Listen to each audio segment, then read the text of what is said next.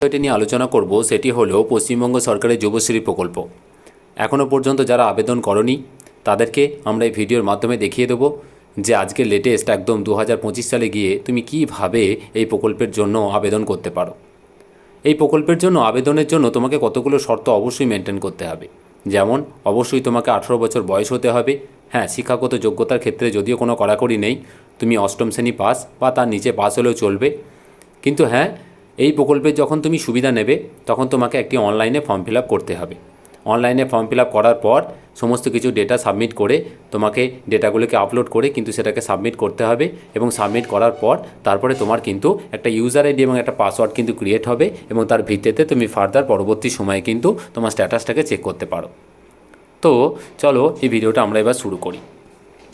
দেখো, আমরা এখন সরাসরি অফিসিয়াল সাইটে চলে এসেছি যুবশ্রী প্রকল্পের, যে যুবশ্রী প্রকল্পটাকে আমরা আরেকভাবে বেকার ভাতা নামেও কিন্তু জানি। তো এই প্রকল্পের সুবিধা পেতে গেলে তোমাকে প্রথমে গুগল ক্রোম বা যে কোনো ব্রাউজারে গিয়ে সেখানে গিয়ে তোমাকে কিন্তু এমপ্লয়মেন্ট ব্যাংক বলে কিন্তু সার্চ করতে হবে। এমপ্লয়মেন্ট ব্যাংক বলে সার্চ করার পর দেখো ওদের অফিসিয়াল যে হোম পেজ সেটা কিন্তু এরকম ওপেন হবে। এরকম ওপেন হয়ে যাওয়ার পর এখানে অনেক কিছু অপশান কিন্তু দেখাচ্ছে। তো আমি একটা জিনিস তোমাদের কাছে বলে রাখি যে দেখো, অনেকের মধ্যে একটা কনফিউশন আছে যে এমপ্লয়মেন্ট ব্যাংকের নাম লেখাতে গেলে আমাকে কি আর এক্সচেঞ্জে যেতে হবে?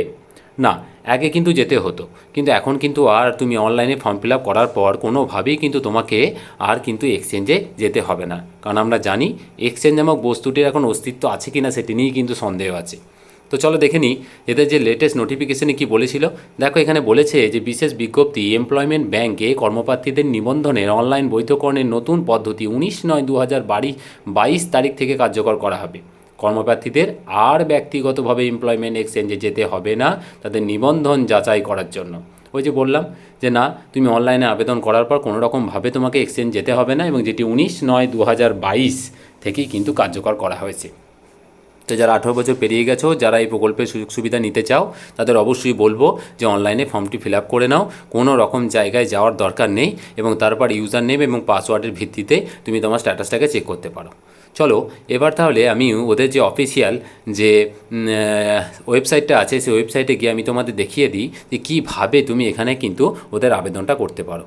তো সেটা দেখানোর আগে আমি তোমাদের কাছে অনুরোধ করব যে যারা আমার চ্যানেলে নতুন এসছো তারা অবশ্যই চ্যানেলটিকে সাবস্ক্রাইব করো, এবং যদি আমার ভিডিওগুলি ভালো লাগে তো অবশ্যই শেয়ার করো। তো চলো এবার শুরু করা যাক। দেখো, ওদের এই এমপ্লয়মেন্ট ব্যাংকে নাম লেখাতে গেলে কি করতে হবে না, তোমাকে প্রথমেই যেটা বললাম যে এমপ্লয়মেন্ট ব্যাংক বলে তুমি গুগল ক্রোম বা যে কোনো ব্রাউজারে গিয়ে কিন্তু সার্চ করবে। সার্চ করলে ওদের এই যে অফিসিয়াল পেজ, যে হোম পেজ দেখতে পাচ্ছ, এই অফিসিয়াল সাইটটা কিন্তু ওপেন হবে। তারপরে কি করবে, তারপরে দেখো ডান দিকে একটা অপশান এসছে নিউ এনরোলমেন্ট জব সিকার। এই যে অপশান আছে, এই অপশানটাকে তুমি ওপেন করলে, ক্লিক করার পর কি হবে, দেখো এখানে কিছু টার্মস অ্যান্ড কন্ডিশনস কিন্তু তোমাকে দেখাবে। এগুলো অত কিছু গুরুত্ব দেওয়ার দরকার নেই। তুমি যে তার বাঁদিকে যে বক্সটা আছে সেই বক্সটাকে কিন্তু ওকে করবে, ঠিক আছে। ওকে করার পর তুমি অ্যাকসেপ্ট অ্যান্ড কন্টিনিউ করে কিন্তু চলে গেলে তার পরবর্তী পেজে। দেখো পরবর্তী নেক্সট পেজে আমাদের কী দেখাচ্ছে, এ দেখো জব সিকার্স নিউ এনরোলমেন্ট, নতুন নাম নথিভুক্তকরণের জন্য কী কী টার্মস অ্যান্ড কন্ডিশন দিয়েছে। দেখো কি বলেছে না, following documents 20 KB to 100 KB need to be uploaded to complete the registration process. বলছে এই রেজিস্ট্রেশন প্রসেসটা কমপ্লিট করার জন্য, এখানে নাম নথিভুক্ত করার জন্য তোমাকে কিন্তু নিচের ডকুমেন্টসগুলো কিন্তু আপলোড করতে হবে। আপলোড কত না, আপলোডটা কিন্তু করতে হবে 20 KB থেকে 100 KBর মধ্যে কিন্তু আপলোডটা করতে হবে। কী কী ডকুমেন্টস তোমাকে আপলোড করতে হবে, দেখো name and date of birth. এটার জন্য তোমাকে কী কী অপশান দিয়েছে দেখো, মাধ্যমিকের অ্যাডমিট করতে পারো, মাধ্যমিকের সার্টিফিকেট করতে পারো, অথবা ট্রান্সফার সার্টিফিকেট অথবা বার্থ সার্টিফিকেট। তো মাধ্যমিকের অ্যাডমিট অবশ্যই সকলের কাছে আছে, তো সেটাকে তুমি কিন্তু স্ক্যান করে 20 থেকে 100 KBর মধ্যে জেপিজি ফরম্যাটে কিন্তু আপলোড করবে। তাহলে এটা গেল তোমার নাম আর জন্ম পরিচয়ের প্রমাণ হিসাবে কিন্তু এটা আপলোড করতে হবে। নেক্সট কি, প্রুফ অফ রেসিডেন্স। তোমার যে বাসিন্দা, তুমি যে পশ্চিমবঙ্গের স্থায়ী বাসিন্দা, সেই বাসিন্দার প্রমাণ হিসাবে কিন্তু তোমাকে কী করতে হবে, হয় রেশন কার্ড, নয় ভোটার কার্ড, নয় পাসপোর্ট, নয় আধার কার্ড, যে কোনো একটি ডকুমেন্টস কিন্তু তোমাকে 20 থেকে 100 KBর মধ্যে কিন্তু স্ক্যান করে আপলোড করতে হবে। কাস্ট সার্টিফিকেট যদি থাকে অবশ্যই কাস্ট সার্টিফিকেট তোমাকে স্ক্যান করে 20 থেকে 100 KBর মধ্যে আপলোড করতে হবে। ফিজিক্যালি চ্যালেঞ্জ যদি কেউ পিএইচ ক্যান্ডিডেট হয়ে থাকো তো তাকে অবশ্যই এই সার্টিফিকেটটা কিন্তু আপলোড করতে হবে। আর এডুকেশনাল কোয়ালিফিকেশান তুমি যেটা দেখাবে তো তার কি করতে হবে না, তার মার্কশিটটা অথবা সার্টিফিকেটটা তোমাকে কিন্তু, মার্কশিট অথবা সার্টিফিকেট যে কোনো একটা তোমাকে কিন্তু 20 থেকে 100 KBর মধ্যে স্ক্যান করে কিন্তু আপলোড করতে হবে।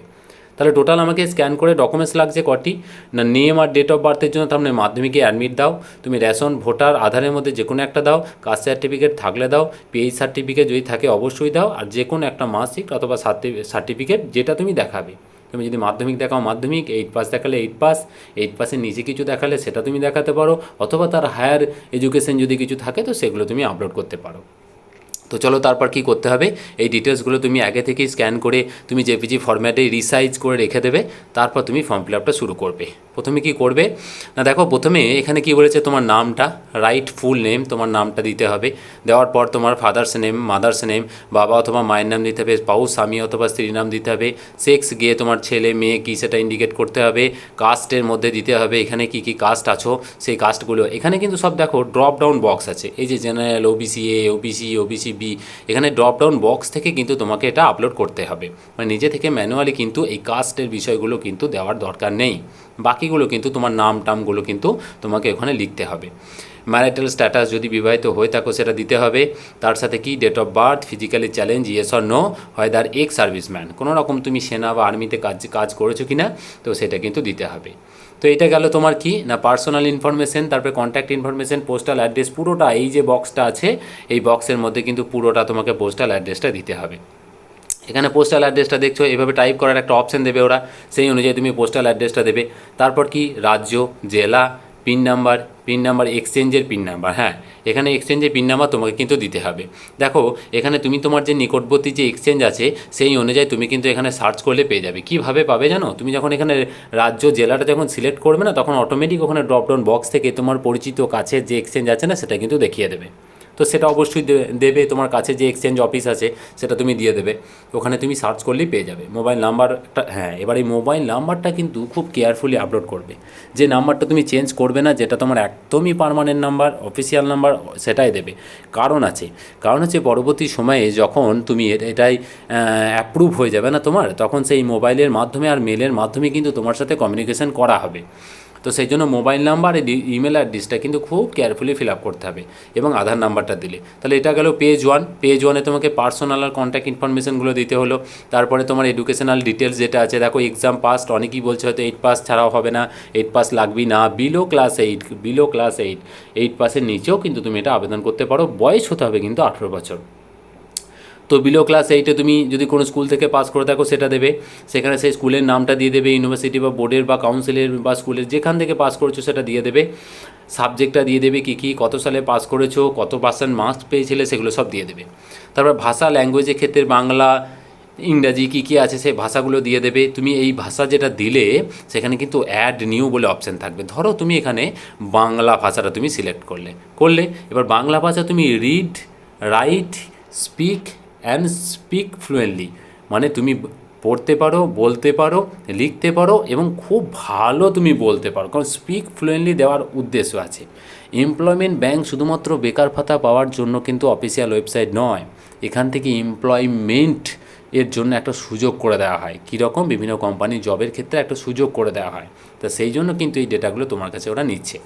আবার দেখো অ্যাড নিউ অপশানে গেলে সেখানে তুমি আরও নতুন কোনো ল্যাঙ্গুয়েজ, যেমন ধরো তুমি হিন্দি বা ইংরাজি তুমি অ্যাড করতে পারো, এবং তার যে 4টে ক্যাটাগরি আছে সেই অনুযায়ী তুমি কিন্তু হ্যাঁ তুমি বলতে পারো, লিখতে পারো। যদি শুধু বলতে পারো তো বলবে যে হ্যাঁ ঠিক আছে রিড, যদি শুধু লিখতে পারো তাহলে বলবে রাইট, ঠিক আছে। তারপরে কি ফিজিক্যালি মেজারমেন্ট দেবে, শারীরিক পরিমাপ, হাইট, ওয়েট, চেস্ট কী আছে না আছে দেখবে। আপলোড ফটো, সিভি, একটা সিভি দেবে। সিভি মানে তোমার যেটা বায়োডেটা বলো, এই বায়োডেটা একটা তৈরি করে সেটাকে ওই 500 কেবির মধ্যে কিন্তু দিতে হবে, এবং সেখানে কিন্তু একটা নিচের সিগনেচার করে দিতে হবে। তাহলে ওই ফটোগুলো ছিল কিন্তু 20 কেবি, এরকম দেখে নাও। ওই ফটোগুলো কিন্তু ছিল, বাকি ডকুমেন্টসগুলো ছিল 20 থেকে 100 কেবির মধ্যে। আর সিভি মানে বায়োডেটা যেটা দেবে সেটা কিন্তু তোমাকে 500 কেবির মধ্যে আপলোড করতে হবে। তো এটা কিন্তু যেন মাথায় থাকে, একটা ফটো করতে হবে আর একটা সিভি করতে হবে, মনে থাকবে। ফটোটা 500 কেবির মধ্যে করতে হবে উইথ সিগনেচার, নিচে সিগনেচার করতে হবে, আর সিভিটা করতে হবে কত না 200 কেবির মধ্যে, তার সিভিটা কিন্তু 200 কেবির মধ্যে করতে হবে।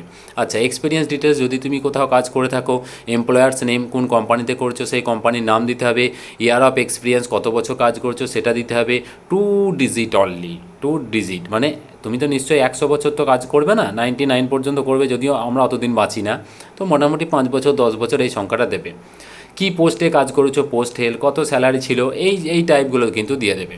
তারপর কি অ্যাডিশনাল ইনফরমেশন, অতিরিক্ত তথ্য তুমি দিতে পারো।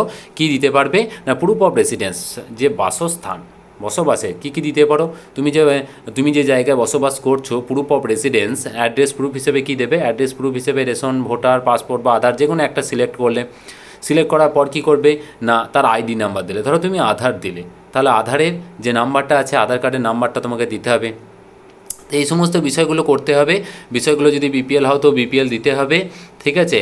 আর উইলিং টু রিলোকেট, হ্যাঁ তুমি কোথায় থাকতে চাও, তুমি কোথায়, মানে এখানে থাকতে বলতে কি জানো, এখানে থাকতে বলতে হচ্ছে তুমি যদি চাকরি পাও তো কোথায় করতে চাও, within state, within country, outside country, রাজ্য, দেশ এবং দেশের বাইরে কোথায় করতে চাও তুমি। অ্যাডিশনাল ইনফরমেশন যদি কিছু দেওয়ার থাকে, যদি কোনো তোমার স্পেশাল কোনো দক্ষতা থাকে, তুমি হয়তো খেলাধুলা, শরীরচর্চা, ব্যায়াম থেকে শুরু করে, সেটা তুমি ইচ্ছা করলে দিতে পারো। তারপরে এই যে ক্যাপচা দেখছো, ক্যাপচা কোডটা ফিল আপ করবে।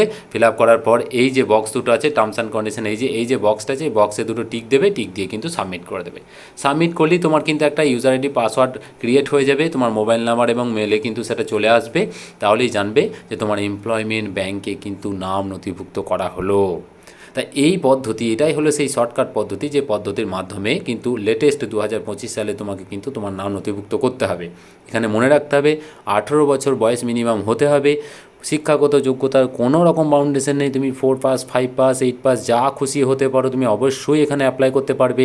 এটা কিন্তু ফ্রি অফ কস্ট, কোনো রকম পয়সা লাগে না এই আবেদন করতে। তুমি নিজে যদি করতে পারো কোনো অসুবিধা নেই, কম্পিউটার সেন্টার যদি কিছু নিয়ে থাকে সেটা আলাদা বিষয়, কিন্তু এখানে কোনো ফিস পেমেন্ট করতে হচ্ছে না অনলাইনে।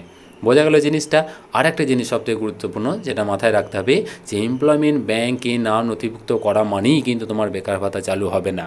এমপ্লয়মেন্ট ব্যাংকে নাম নথিভুক্ত করার পর ওদের সিরিয়ালি পরপর একটা করে লিস্ট বেরোবে, এবং সেই লিস্টে যদি তোমার নাম কখনো আসে তাহলে তুমি কিন্তু অবশ্যই সুযোগ সুবিধা পাবে। তবে হ্যাঁ, এটি যদি করে রাখো, এইটা শুধুমাত্র বেকার ভাতা দেওয়ার জন্য কিন্তু অফিসিয়াল ওয়েবসাইট নয়, এদের ওয়েবসাইটটা কিন্তু সেটা উদ্দেশ্যে নয়। এর উদ্দেশ্য হচ্ছে বিভিন্ন কোম্পানি যারা টাই আপ করে থাকে, তো তাদের মাধ্যমে বিভিন্ন কাজের সুযোগও পাওয়া যায়। অ্যাপ্লিকেশন করার পর কোথাও যেতে হবে না, application number, user ID, password, registration number রেখে দেবে, পরে তুমি স্ট্যাটাস চেক করে নেবে। আগে যেতে হতো, এখন কোথাও যাওয়ার দরকার নেই। তো মোটামুটি এই ছিল আজকের ভিডিও। আশা করছি তোমাদের খুব ভালো লাগলো। খুব ভালো থেকো, সুস্থ থেকো।